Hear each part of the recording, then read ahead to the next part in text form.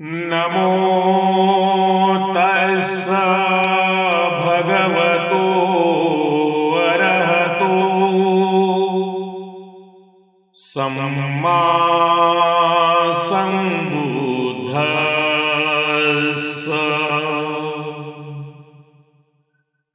सम्मा माननीया भिक्खु संघ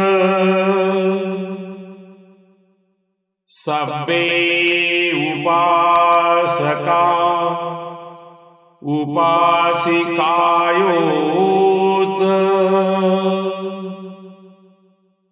तुम्हांकं सब्बे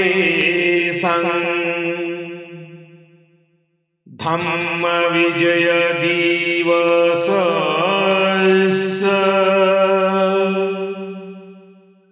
नूतनं वसस्स च मंगलमया धम्म शुभेच्छा।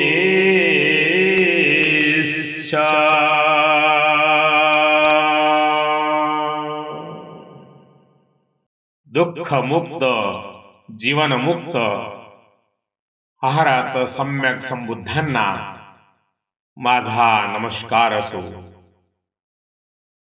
उपस्थित आदरणीय भिक्खू संघ, सर्व उपासक आणि उपासिकांनो, तुम्हा सर्वांना धम्म विजय दिनाच्या आणि नववर्षाच्या मंगलमयी धम्म शुभेच्छा। आजचा दिवस आपण गुढीपाडवा म्हणून साजरा करतो।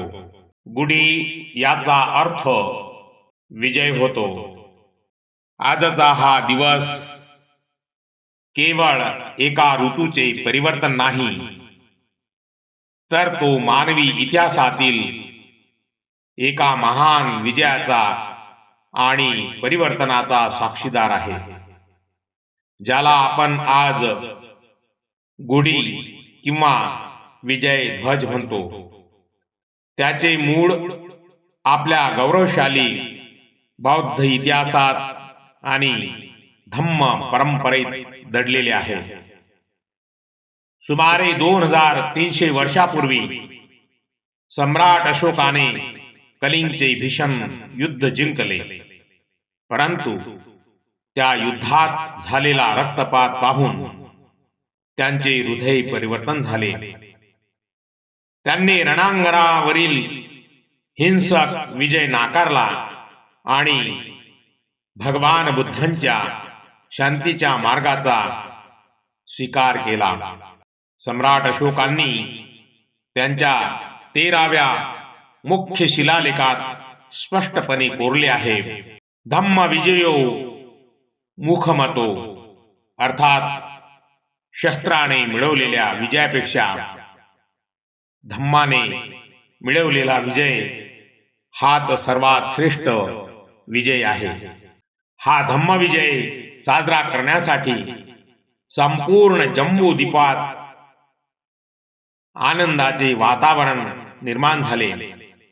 विजयाचे प्रतीक म्हणून उंच बांबूवर रेशमी वस्त्र आणि फुलांच्या माळा बांधून धम्मध्वज उभारले गेले। याच ऐतिहासिक घटनेची आठवण म्हणून आपण आजही आपल्या घरासमोर हा विजय ध्वज उभारतो। सम्राट अशोकानंतर ही परंपरा महाराष्ट्रात सातवाहन राजांनी पुढे चालवली। आजपासून सुमारे 2000 वर्षापूर्वी भारतावर शकांचे परकीय आक्रमण झाले होते। या शकांनी आपली संस्कृती आणि शांतता नष्ट करण्याचा प्रयत्न केला।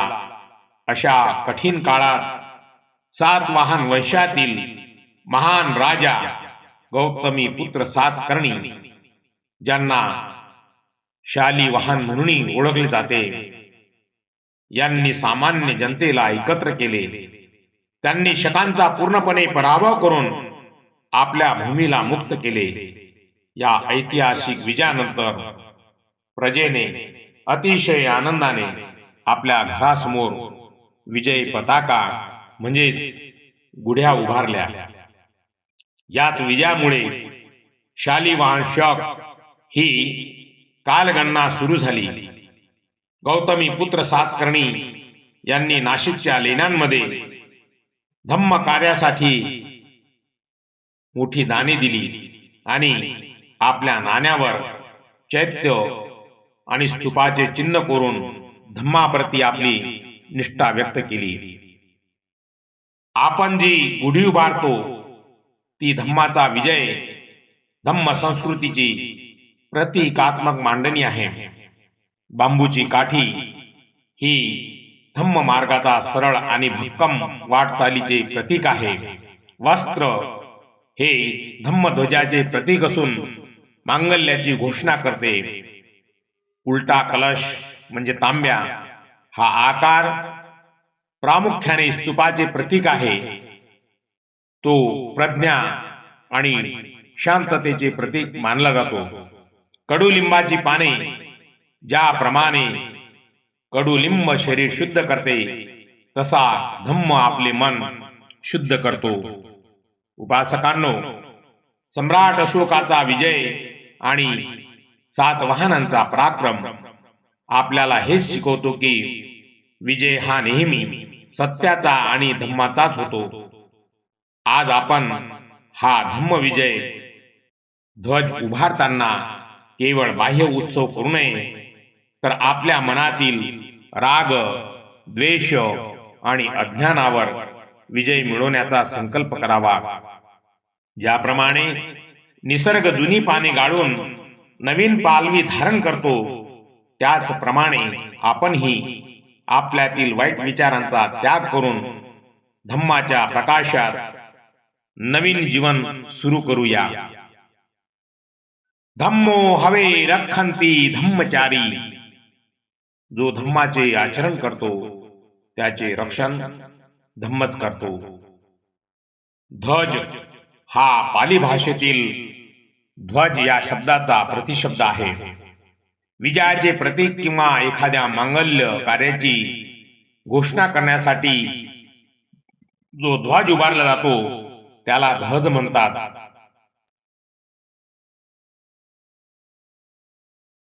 धम्मध्वज म्हणजे धम्मध्वज असेही संबोधले जाते.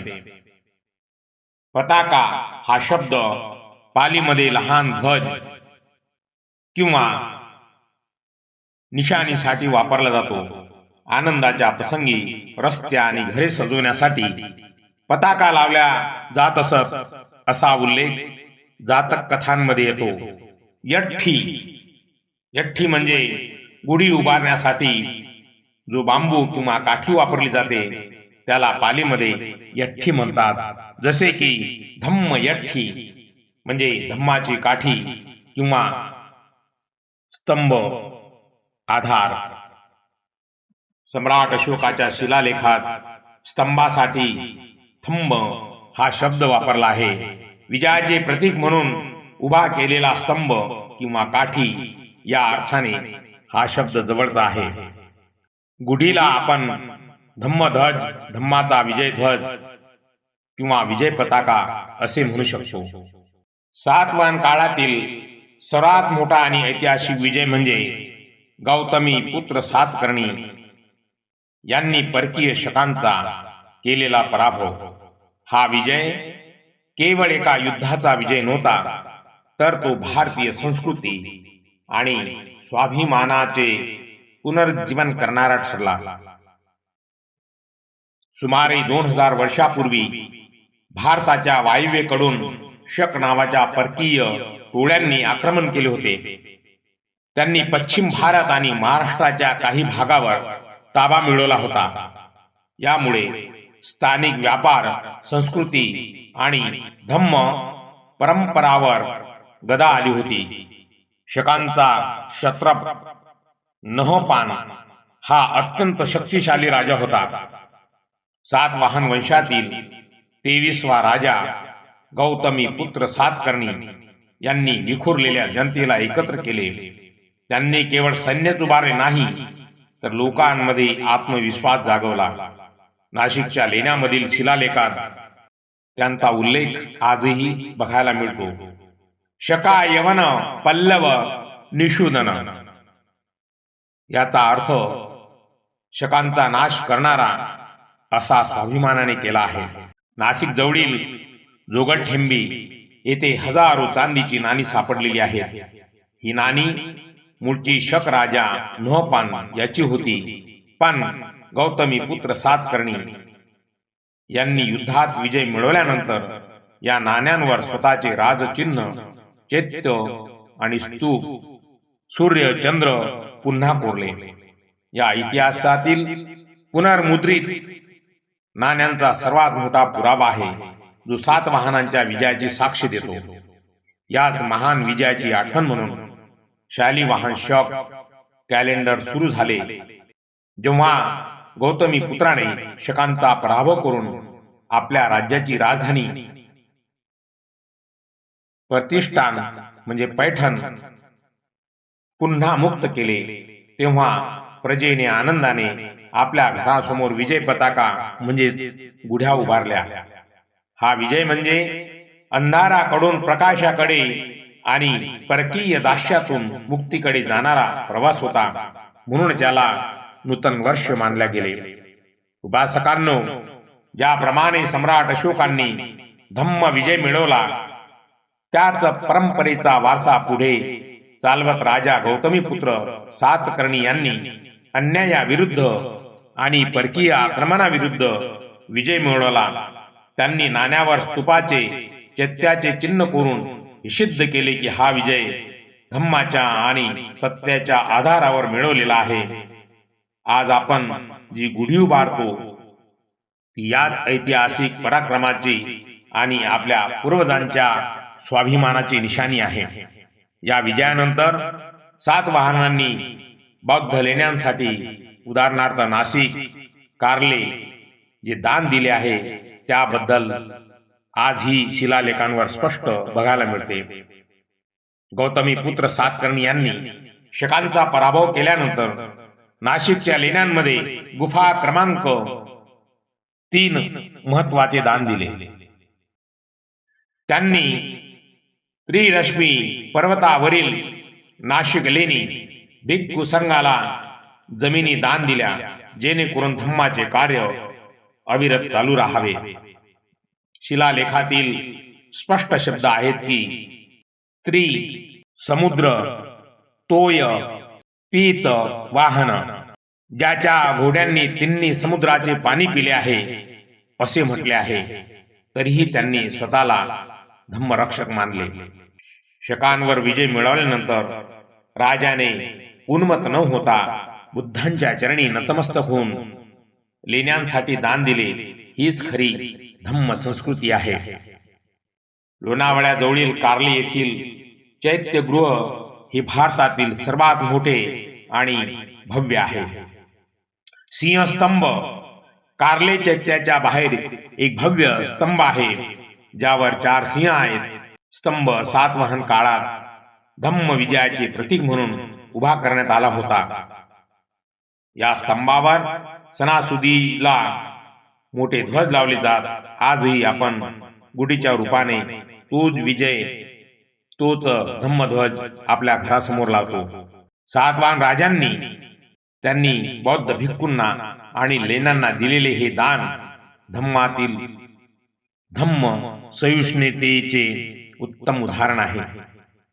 त्यांनी शकांकडून जिंकलेली नाणी पुन्हा विरघळून त्यावर चैत्य स्तूपाचे चिन्ह कोरले. हे चिन्ह आजही आपल्याला गुढीवरच्या कलशात पाहायला मिळते. कलश हा उलटा ठेवलेला स्तूपच आहे, जो प्रज्ञेचे प्रतीक मानला जातो. आदरणीय श्रद्धा संपन्न धम्म उपासक, धम्म उपासिकांनो, सम्राट अशोकांनी दिलेला धम्म विजयाचा विचार सातवाहन राजांनी आपल्या पराक्रमाच्या आणि लेण्यांच्या माध्यमातून जिवंत ठेवला. 2000 वर्षापूर्वी शकांचा पराभव करून मिळवलेली ही शांतता आणि प्रगती आपण आजही गुढीपाडव्याच्या रूपाने साजरी करतो. बौद्ध कालखंडात चैत्र आणि वैशाख या महिन्यांना विशेष महत्त्व होते. निसर्गातील बदल आणि नवीन पिकांच्या आगमनाशी संबंधित हे सण होते. गुढीपाडवा हा चैत्र शुद्ध प्रतिपदेला येतो, जो काळ वसंत ऋतूच्या प्रारंभाचा आणि निसर्गाच्या पुनर्जीवनाचा मानला जातो. चक्रवर्ती सम्राट अशोकाने कलिंगचे युद्ध जिंकले, पण त्या रक्तपाताने त्याचे मन विदीर्ण झाले. त्यांनी शस्त्र त्यागले आणि बुद्धांच्या शांततेच्या मार्गाचा स्वीकार केला. हा केवळ एका राजाचा विजय नव्हता, तर हिंसेवर अहिंसेचा आणि तृष्णेवर धम्माचा विजय होता. सम्राट अशोकांनी हा विजय शिलालेखाद्वारे जगाला सांगितला. खरा विजय हा शस्त्राचा नसून धम्माचा आहे. धम्म विजयो मुखमतो हे शिलालेखामध्ये आजही बघायला मिळते.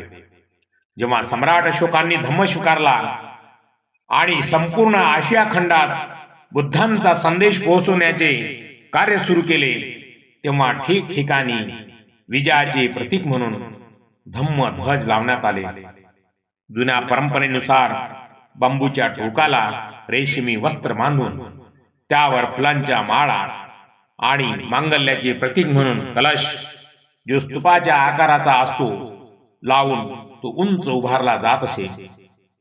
आज आपण ज्याला गुढी म्हणतो, ते मूळतः त्याच धम्म विजयाचा ध्वज असल्याचे प्रतीक आहे. चैत्र महिना हा निसर्गाच्या नवचैतन्याचा काळ आहे. झाडांना नवी पालवी फुटते, जुने पाने गळून पडतात.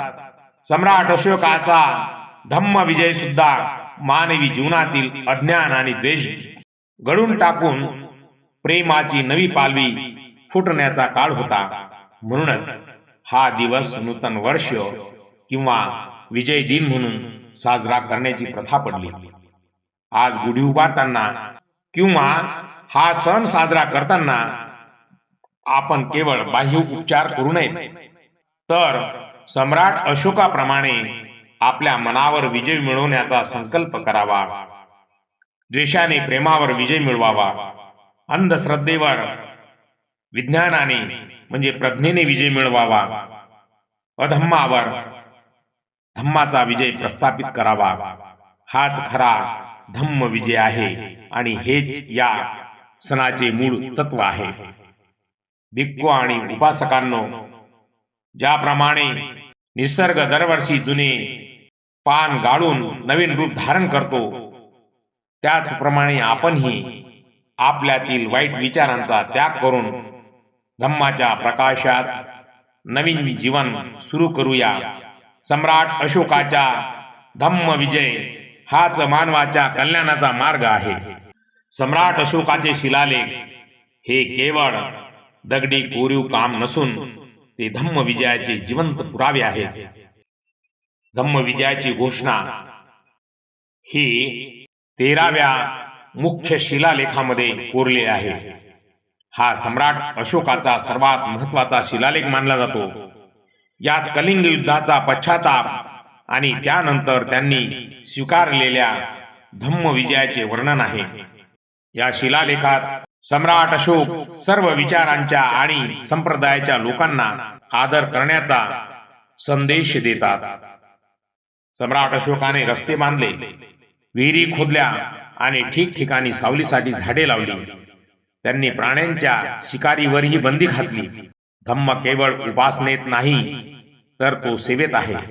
तहानलेल्यांना पाणी देणे आणि निसर्गाचे रक्षण करणे हेच धम्म विजयाचे प्रतीक म्हणून आपण गुढीवर लावलेल्या कडुलिंबाच्या पानातून आणि कलशातील पाण्यातून जीवनाचा आधार संभवतो. आदरणीय धम्म उपासक आणि उपासिकांनो, आपण जेव्हा धम्म विजयाचा हा ध्वज म्हणजे गुढी उंच लावतो, तेव्हा आपण सम्राट अशोकांच्या त्या शिलालेखांची आठवण करतो, ज्यांनी दगडातून शांतीचा संदेश कोरला. ज्याप्रमाणे अशोकांनी रस्ते आणि विहिरींच्या काठी स्तंभ उभे करून त्यावर धम्मचक्र कोरले, त्याचप्रमाणे आपण आपल्या घरासमोर हा विजय ध्वज लावून अहिंसेचा आणि मानवतेचा विजय साजरा करत आहोत. आदरणीय श्रद्धा संपन्न धम्म उपासक आणि उपासिकांना या धम्मदेशनेच्या अंती सांगू इच्छितो की आपण हे समजून घेतले पाहिजे की सम्राट अशोकाचा 13वा शिलालेख आणि 7 वाहनांचा पराक्रम हे आपल्या संस्कृतीचे 2 भक्कम स्तंभ आहेत. आज ज्याला आपण गुढीपाडवा म्हणतो तो मूळतः आपल्या पूर्वजांनी प्रस्थापित केलेला धम्म विजय दिन आहे. जेव्हा आपण घरासमोर विजय ध्वज उभारतो तेव्हा आपण हे विसरता कामा नये की तो बांबू म्हणजे धम्म मार्ग आहे आणि तो कलश म्हणजे बुद्धांच्या प्रज्ञेचा स्तूप आहे. आपल्या घरासोबतच आपल्या मनातही धम्माचे विचार उंच ठेवा. आजचे या धम्मध्वज म्हणजे गुढी पाडवा ज्याला आज म्हणतो आपण, आजच्या या धम्म विजय दिनानिमित्त माझा तुम्हाला हा संदेश आहे की केवळ उत्सव साजरा करू नका, तर सम्राट अशोकाप्रमाणे अहिंसा आणि करुणेचा स्वीकार करा. आपल्या घरात धम्म ग्रंथाचे वाचन करा आणि आपल्या मुलांना हा गौरवशाली इतिहास सांगा. भवतु सब्ब मंगलम. सर्वांचे मंगल हो, सर्वांचे कल्याण हो, सर्वांना सुख, शांती, उत्तम आरोग्य आणि दीर्घ आयुष्य प्राप्त हो.